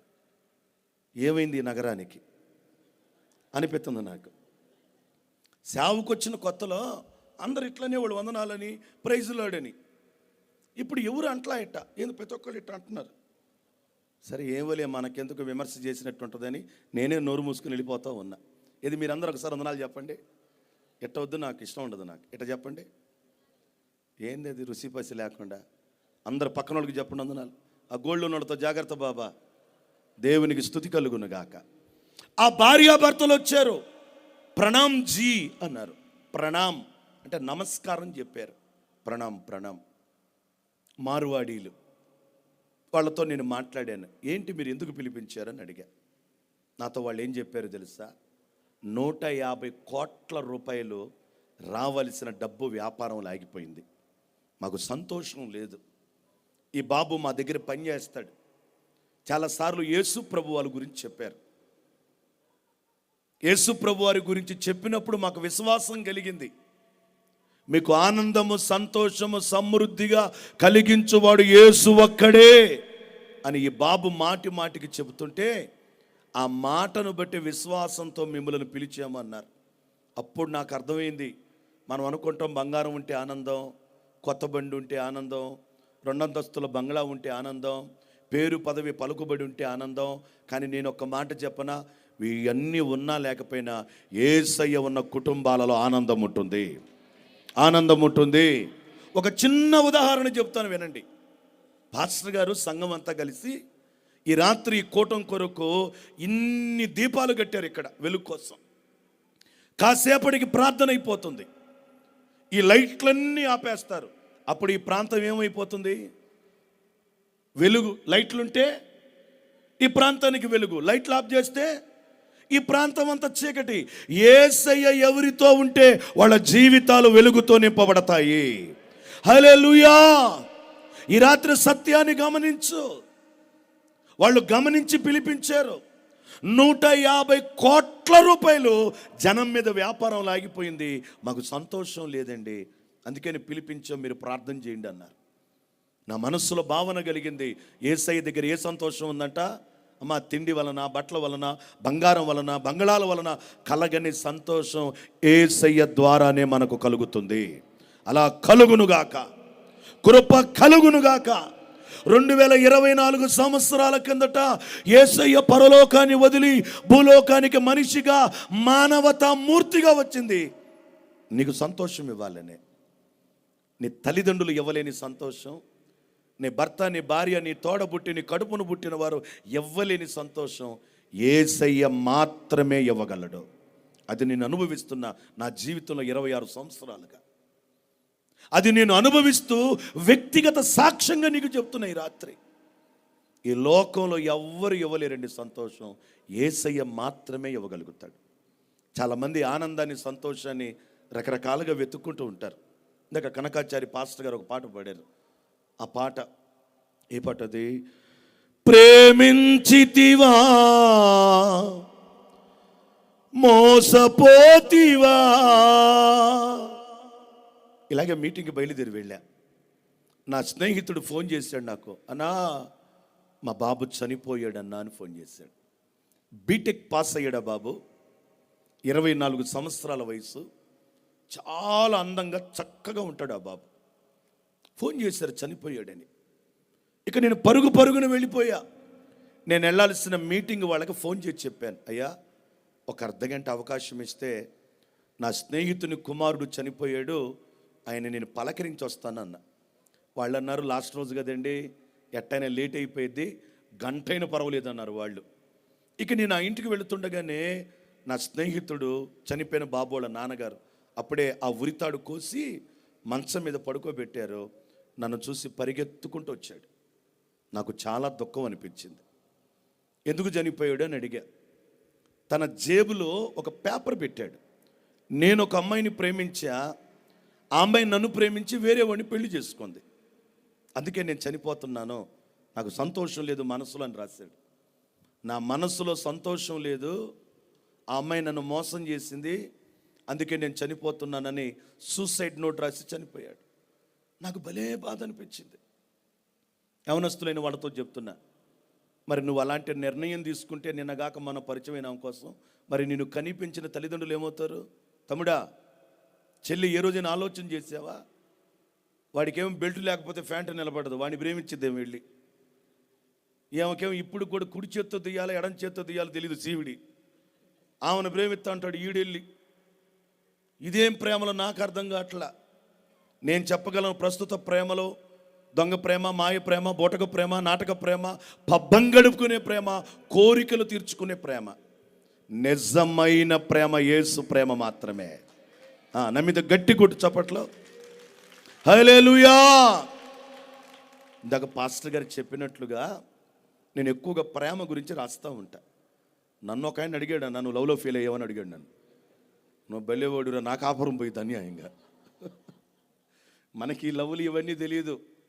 10th క్లాస్ చదువుతున్నప్పుడు ప్రభు నన్ను దర్శించారు. నా ఆశ పోలీస్ అవ్వాలని. మా తాతగారు పోలీసు, మా నాన్నగారు పోలీస్. చదువుకునేటప్పుడే లాఠీ తీసుకెళ్ళేవాడిని సైకిల్కి పెట్టుకొని. మా నాన్నగారు డ్యూటీ నుంచి రాగానే రివాల్వర్ పోలీసులు ఎక్కడ పెడతారు ఇక్కడ పెట్టుకుని వెళ్ళేవాడిని. ఆ రివాల్వర్ స్కూల్లో వాళ్ళు చెప్పారు, మీ అబ్బాయి మాట్లాడితే ఇంత గన్నులు తెస్తున్నాడు బాబు, మా అనవసరంగా ఉద్యోగాలు పోతాయి అని చెప్పారు. మా నాన్నగారు చెప్పారు, నాన్న నువ్వు తీసుకెళ్ళకూడదయ్యా, నా ఉద్యోగం పోయిద్ది అన్నాడు. అట్లా తీసుకుని వెళుతూ ఉండేవాడిని. 10వ క్లాస్ చదువుతున్నప్పుడు ప్రభు నన్ను దర్శించారు. ఇక నేను మా అమ్మతో చెప్పామా, నేను దేవుని సేవకు వెళ్ళిపోతా. అప్పుడు నా వయసు 16 సంవత్సరాలు. మా అమ్మ అందండి, సేవ అంటే సోకు చేసుకుని తిరగటమా అంది.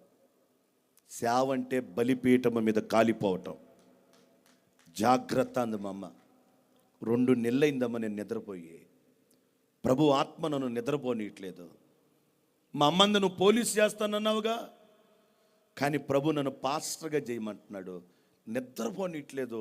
పోలీసే, వాళ్ళేమో లా అండ్ ఆర్డర్ పోలీస్, మనమేమో స్పిరిచువల్ పోలీస్ అని చెప్పా. లేదమ్మా సేవకి వెళ్ళిపోతానంటే మా అమ్మ మా నాన్న ఇద్దరు ఏడ్చారు. మీరు ఏడవద్దు, నన్ను ఏడిపించొద్దు. చిన్న ప్రార్థన చేశాను, మా తాతగారు బైబిల్ తీసుకున్నాను. 16 ఏళ్ల వయసులో బైబిల్ తీసుకుని బయలుదేరి వచ్చేసాను. ఇక నాకు లోకంలో ఉన్న ప్రేమలో పెద్దగా పరిచయం లేదు. నాకు నా చిన్ననాటి నుండి నాకు తెలిసిన ప్రేమ యేసు ప్రేమ మాత్రమే.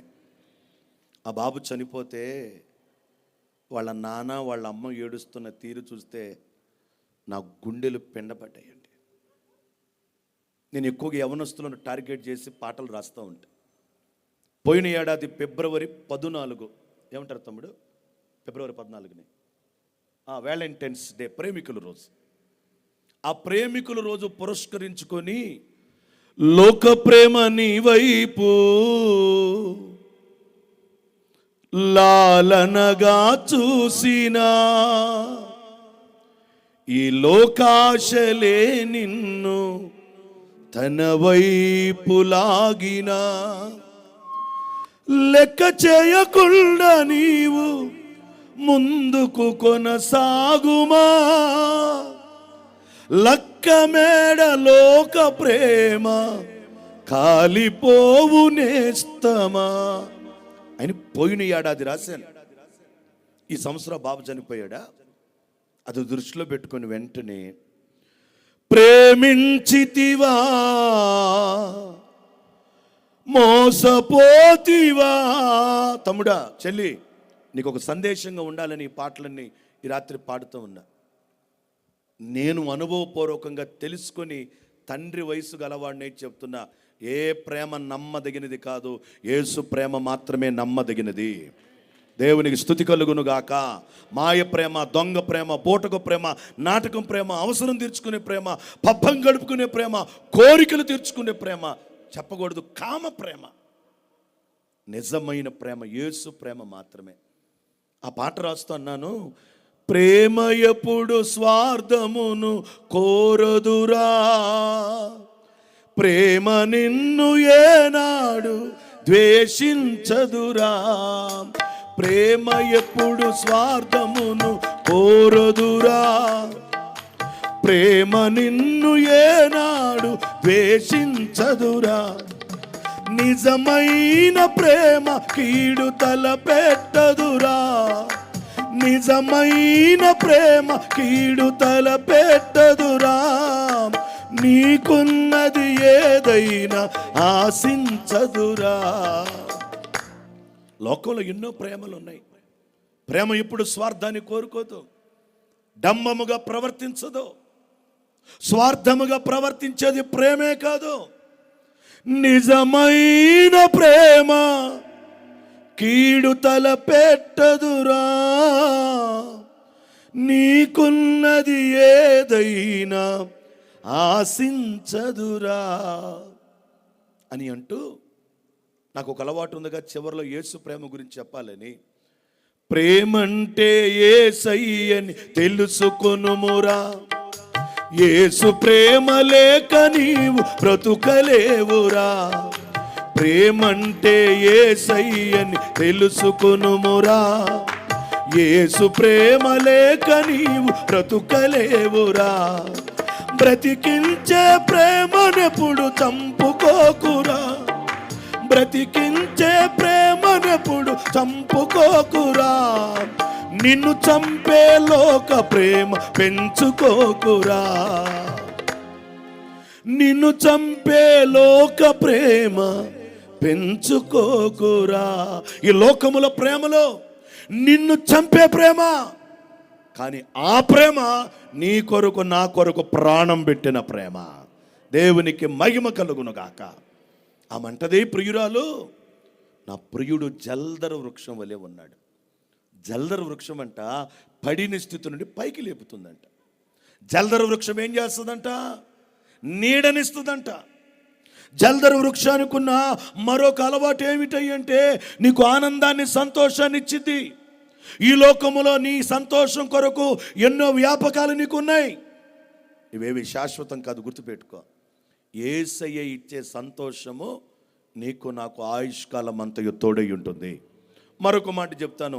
జల్దర వృక్షము చేసే మరొక పని 8వ అధ్యాయం 2వ అధ్యాయము పరమగీతము 2వ అధ్యాయము 5వ వచనాన్ని ధ్యానం చేద్దాం. 2వ అధ్యాయం 5వ వచనం పరమగీత గ్రంథం చదువునైనా.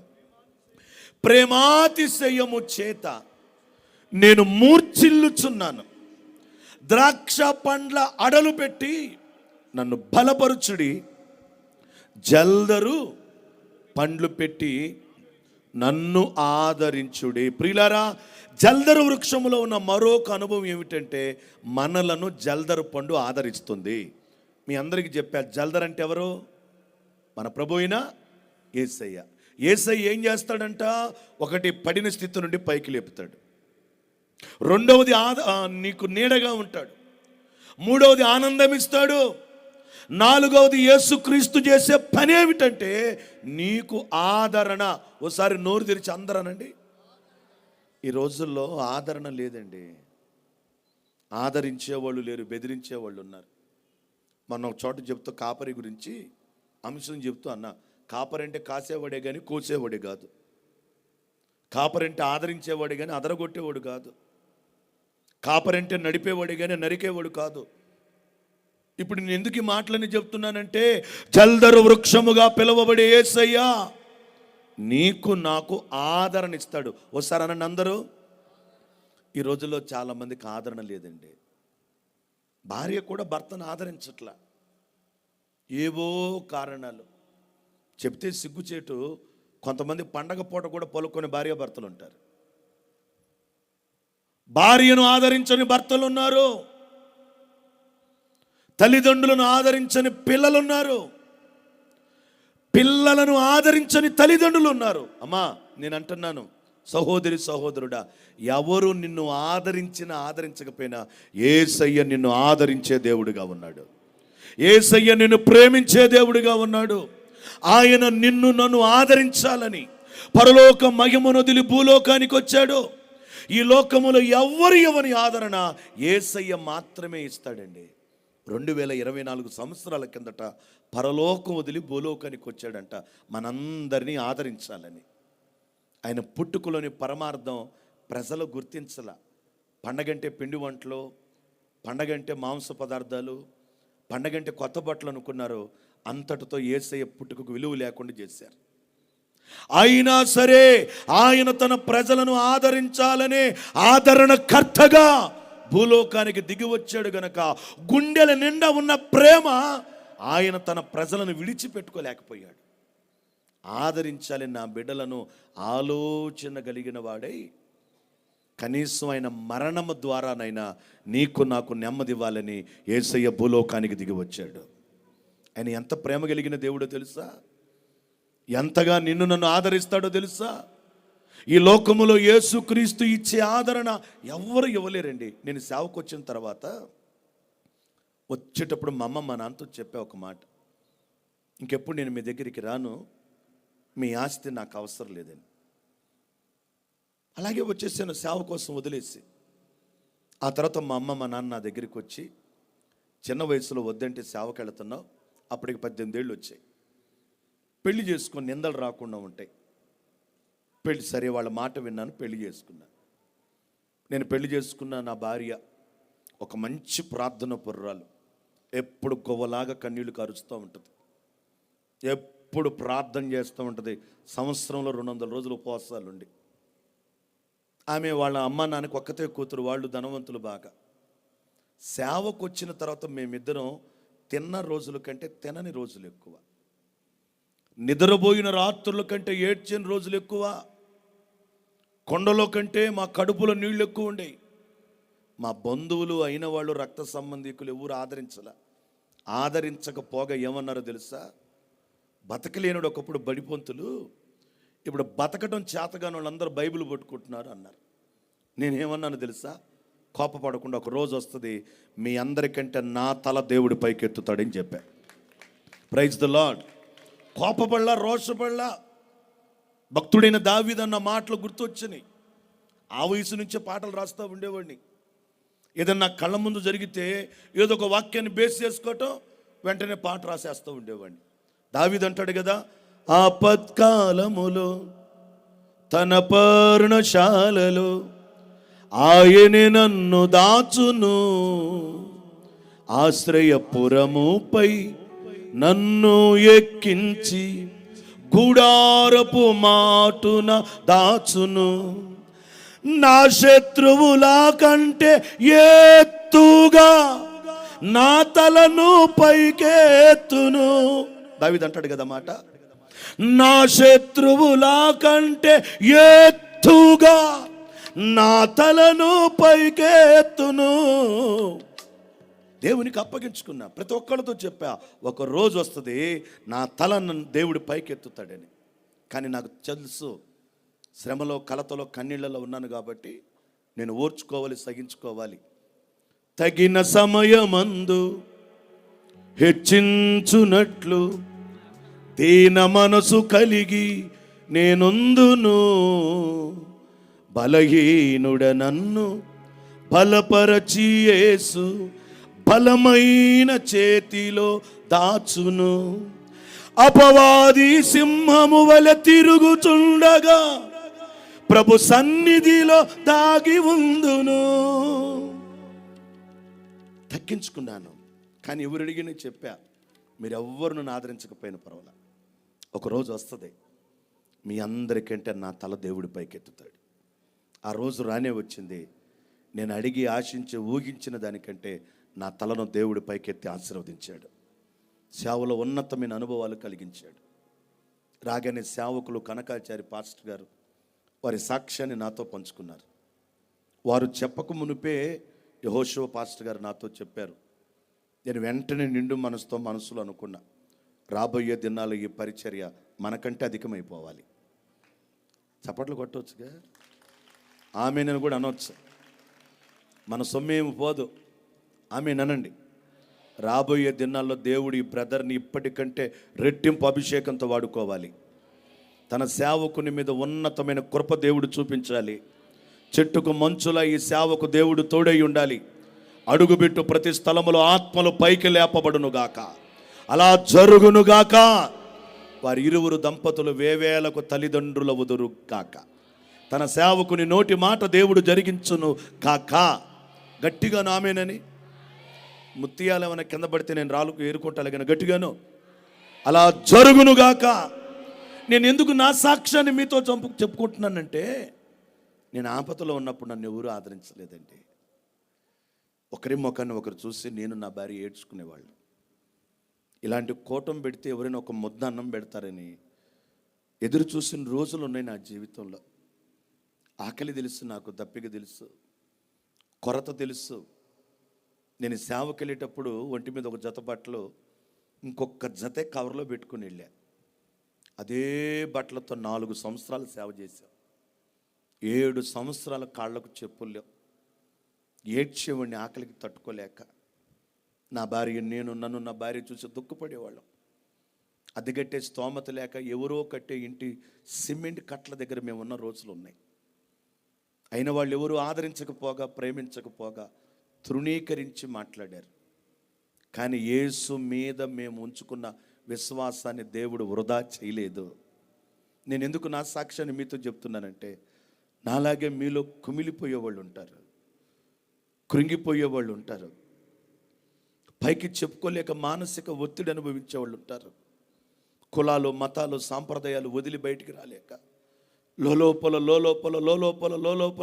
కన్నీరు కార్చేవాళ్ళు ఉంటారు. సహోదరి, సహోదరుడా, నా దీన స్థితిని దేవుడు గమనించాడు. మేమున్న స్థితి నుండి దేవుడు పైకి లేవనెత్తాడు. చూస్తుండగానే ఎన్నో రోజులు గడిచిపోయాయి. ఆకలితోనే, కన్నీళ్లతోనే, అవమానాలతో, ఆవేదనలతో.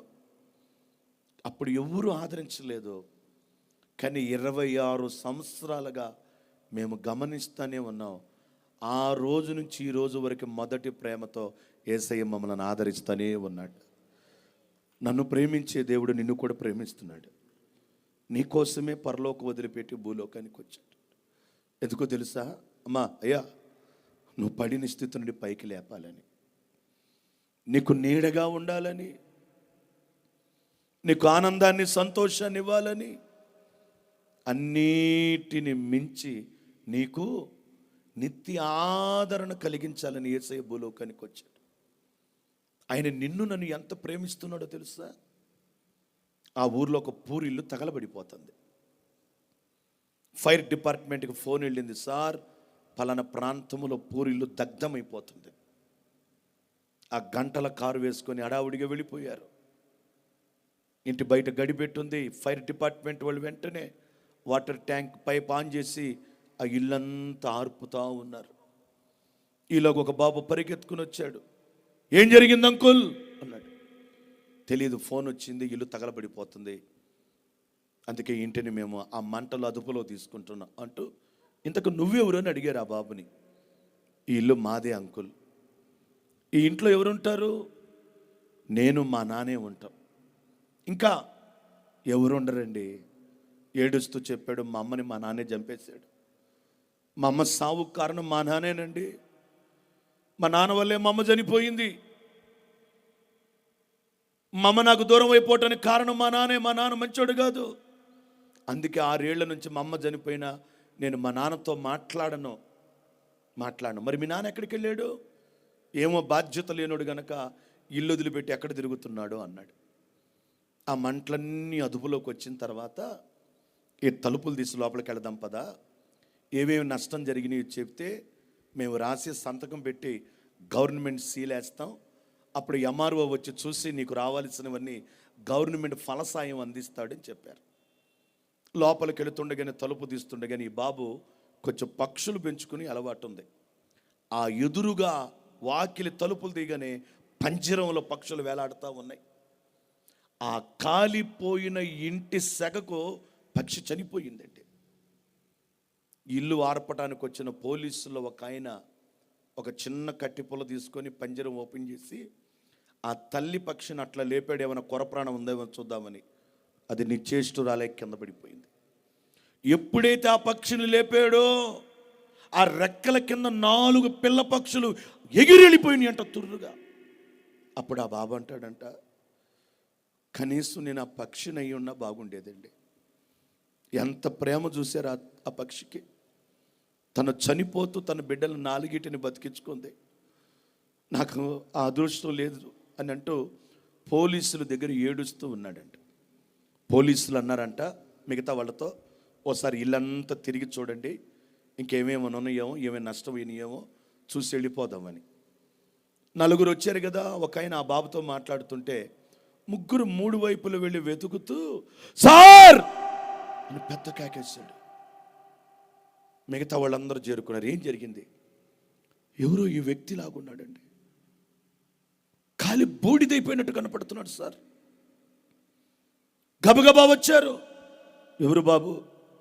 సార్ మా నాన్నగారేనండి ఈయన. మా నాన్నగారు. మరి బయటికి పారిపోవచ్చు కదా, ఇల్లు తగలబడిపోతుంటే ఎందుకు కిటికీ వైపు నిలబడి దహనం అయిపోయాడు? ఏమో తెలియదు సార్. బయటికి వెళ్ళి చూద్దామని పోలీసులు ఆ బాబు బయటకు వచ్చారంట. మనిషి లోపలుండి కాలి బూడిదయ్యాడు, కానీ చెయ్యి మాత్రం కిటికీలో నుండి బయట వరకు ఉంది. పెట్టేటప్పుడు చెయ్యి బయటికి పెట్టాడు. ఈ మోచేతి వెముక అటకాయించటం వల్ల వెనక్కి లాగితే రాలేదు, అక్కడే కాలి బూడిదైపోయాడు. ఈ పోలీసులు ఆ బాబు ఆ చిత్రాన్ని గమనిస్తున్నారు ఏం జరిగిందని. తీరా వాళ్ళకి తెలిసిన తర్వాత దుఃఖపడ్డారు. ఎప్పుడైతే ఇల్లు మంటలు అంటుకున్నాయో, వాళ్ళ బాబు చిన్నప్పటి నుంచి చదువుకున్న సర్టిఫికెట్లు కాలిపోతే వాడి భవిత వృధాగా అయిపోతుంది, భవిష్యత్తు పాడైపోతుందని ఆ కన్న తండ్రి ప్రేమ కలిగిన వాడే బయటికి పారిపోయేంత టైం లేక ఆ సర్టిఫికెట్స్ అన్నీ తీసుకొని కిటికీల నుంచి బయటికి ఇసిరేశాడు. సర్టిఫికెట్లు బాగానే ఉన్నాయి, కానీ ఈ ఎముక కిటికీలు ఇరుక్కుపోవటం వల్ల ఆ ఇంటిలో పడి ఆ తండ్రి సజీవ దహనం అయిపోయాడు. ఆ దహనం అయిపోయిన తండ్రిని చూసి తన శ్రేయస్సు కోసం, తన భవిష్యత్తు కోసం వాళ్ళ నాన్న చేసిన త్యాగాన్ని చూసి బాబు ఏడవటం మొదలుపెట్టాడు. మా అమ్మ చనిపోవటానికి మా నాన్న కారణం అనుకున్నా, 6 ఏళ్ళుగా వండి పెడితే తింటున్నా, ఉతికి పెడితే బట్టలు కట్టుకుంటున్నా, కానీ మా నాన్నతో నేను పలక్కుండగానే ఇంట్లో ఉన్నాను సార్. మా నాన్న నన్ను ఎన్నిసార్లు పలకరించినా ఒక్కసారి కూడా మా నాన్నకి నేను అవకాశం ఇలా. ప్రతిరోజు మా నాన్న చెప్పేవాడు, నాన్న మేము చనిపోవటానికి నేను కారణం కాదురా, కిడ్నీస్ ఫెయిల్ అయ్యి మేము చనిపోయింది, నేను నా కిడ్నీ ఇస్తానన్నాను. మొండిగా మీ అమ్మ చేసిన మాటలు లేదురా, నువ్వన్నా అర్థం చేసుకోరా, నాకు నువ్వుకంటే ఎవరు లేరురా. ఎన్నోసార్లు మా నాన్న నేను పడుకున్న పడక మంచం దగ్గరికి వచ్చేవాడు సార్. మా నాన్న నేనే అర్థం చేసుకోలేకపోయాను. మా నాన్న నా కోసం, నా భవిష్యత్తు కోసం, నా జీవితం బాగుండాలని సజీవ దహనం అయిపోయాడని ఆ బాబా పోలీసుల దగ్గర చెప్పి ఏడుస్తూ ఉన్నాడంట. నేనంటాను, సహోదరి సహోదరుడా, ఆ తండ్రి ఆ బిడ్డ ఒక్కడి కోసం ఎలా సజీవ దహనం అయిపోయాడో, మన ప్రభు అయిన యేసయ్య మనందరి కోసం సిలువలో బలి అయిపోయాడు. చేతుల్లో కాళ్ళలో మేకులు నాటారు, ప్రక్కలో బల్లెపు పోటు పొడిచారు, తలకు ముళ్ళ కిరీటము గుచ్చారు, కొరడాలతో శరీరం అంతా నలగగొట్టారు. ఇన్ని చేసిన యేసయ్య మౌనంగా నీ కొరకు, నా కొరకు శ్రమను అనుభవించాడు. ఎందుకో తెలుసా? ఆయన పుట్టుక ద్వారా మారని ప్రజలు కనీసం తన మరణం చూసైనా మారుతారని సిలువలో యేసయ్య నలిగిపోయాడు. ఆయన నలిగిపోయింది ఎందుకో తెలుసా? ఈ క్రిస్మస్లో నీకు నీడగా ఉండాలని, నీకు ఆనందం ఇవ్వాలని, నువ్వు పడిన స్థితి నుండి నిన్ను పైకి లేపాలని, నిన్ను ఆదరించాలని యేసయ్య సిలువలో బలి అయిపోయాడు. ఆ సిలువలో నుండి రాత్రి గాయపడిన తన హస్తం నీ వైపు, నా వైపు చాపి ఉండగా ఒక్క నిమిషం అందరూ లేచి నిలబడదాం. మన రెండు చేతులు దేవుని వైపు చాపుదాం. ఒక్కసారి సిలువ వైపు చూడు. ఒక్కసారి సిలువ వైపు చూడు. నీ కొరకు యేసయ్య సిలువలో బలి అయిపోయాడు. నీ కొరకే తన ప్రాణం పెట్టిన ప్రేమను చూడమ్మా. నిన్ను చూడక ఉండలేని ఆ ప్రేమ నిజమమ్మా. అందరూ నిన్ను మరచిన గాని మరువని స్నేహితుడే, కొందరిలా మధ్యలో నిన్ను విడువని ప్రేమికుడే, రక్తం కార్చి ప్రేమ లేక నీకు రాసిన నీ ప్రియుడే, రక్షణనిచ్చి రాణిగా చేసే యేసురాజు గనుడే. రెండు చేతులైన వైపు చాపగలవ తమ్ముడా, చెల్లి, నా ప్రియమైన తల్లి. అదిగో కారుతున్న రక్తం, పొందిన గాయం, నీ కొరకు అనుభవించిన శ్రమ. ఈ క్రిస్మస్ సందర్భంగా యేసు ఎందుకు భూలోకానికి వచ్చాడో తెలుసా? అదిగో రాలేకపోయినా వింటున్నావే, నువ్వు పడిన స్థితి నుండి నిన్ను పైకి లేపాలని, నీకు నీడగా ఉండాలని, ఆనందాన్ని సంతోషాన్ని నీ బ్రతుకులో కలుగు చేయాలని, అన్నిటిని మించి నీకు ఆదరణ కలుగు చేయాలని, ఆదరణకర్తగా పరలోక సౌధమును విడిచి భూలోకానికి వచ్చాడు. అదిగో అదిగో ఈ రాత్రి మన మధ్యన సంచరిస్తున్నాడు. చేతులైన వైపు చాపు, చేతులైన వైపు చాపు. నువ్వున్న స్థలంలో లేచి నిలబడు. దేవుని మాటను గౌరవించు. ఒక్క నిమిషం ప్రార్థన చేయి. నీ కొరకే తన ప్రాణం పెట్టిన ప్రేమను చూడమ్మా. నిన్ను చూడక ఉండలేని ఆ ప్రేమ నిజమమ్మా. అందరూ నిన్ను మరచిన గాని మరువని స్నేహితుడే, కొందరిలా మధ్యలో నిన్ను విడువని ప్రేమికుడే. అదిగో